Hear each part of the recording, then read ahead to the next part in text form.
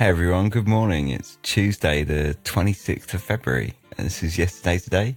Before we start, I've got a little follow-up from yesterday's episode from a listener over on YouTube named John Smith, who posted a comment which was full of amazing information.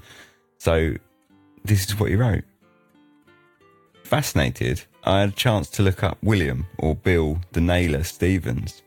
Turns out he was from Birmingham and a British bare-knuckle boxing champ. He may have been born in 1736, but I couldn't find any record of his death. It's known that Stevens had a wealthy patron, the Duke of York.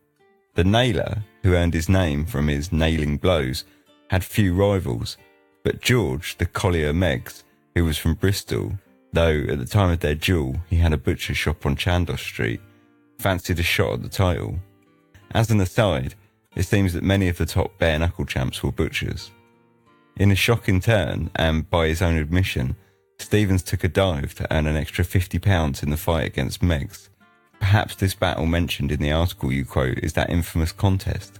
It was a match for 200 guineas in prize money. It seems that the nailer was considered the most skilled and powerful bare-knuckle fighter of his day, beating even the mighty Jack Slack, whose own style relied on kicking and gouging as much as punching. Bill was supreme for about 18 years. Sadly, it was, in the words of Pierce Egan, Naylor's want of principle that blighted his prospects and ruined his character as a pugilist. Throwing the fight and boasting of it afterwards ruined him and left him without friends or patrons. He had grossly forfeited any pretensions to honour. So that was amazing information, so thanks for that. I did have a feeling that it might be something to do with boxing when it said battle. I never knew it would be such a soap opera. So that was excellent. So yeah, I really appreciate that. It's really cool information. Thanks. So today, in direct contrast to yesterday's 18th century battle meanderings, we're leaping forward to the 26th of February, 1949. Rocket goes up 250 miles, leaves world. An experimental rocket has been fired 250 miles above the Earth, the US Army testing station at White Sands, New Mexico, announced last night. Brigadier General Blackmore, the station commandant, said the rocket, a two-stage one, had, for all practical purposes, reached outside the Earth's atmosphere. The new missile consisted of a rebuilt German V-2 and a smaller American-devised model. It was 60 feet long and weighed 15 tons. Previous height record was 114 miles. That's another amazing piece of news. So in 1949, they beat the previous height record by more than double. That was pretty cool. I suppose that must have been a huge leap in the whole kind of rocketry, and I guess would have led to the whole space program and space exploration. But in 1949, that's pretty bonkers. Next up, we got a story that has, I think, absolutely zero honesty. Group trails city's lurid love books.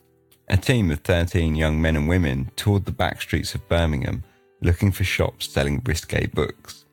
They bought books with their own money and read them. One was called Eros Looks Down. And yesterday, their secretary, Miss Margaret Hall, 24, a schoolteacher, heard Lord Ickleston, the stipendiary magistrate, order 2 copies of the book to be destroyed. He fined Fred Bryan £5 and John Drury, both of Spring Hill, £3 for selling the book. A disgraceful and disgusting book, he said. They were shocked, they said, at the ease with which young children could buy lurid love stories.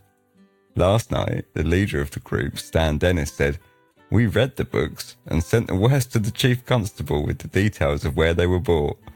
This sort of thing leads to juvenile delinquency. Youngsters want to imitate the people they read about. We haven't finished with these books yet." Yeah, I bet you haven't. Oh, I can't.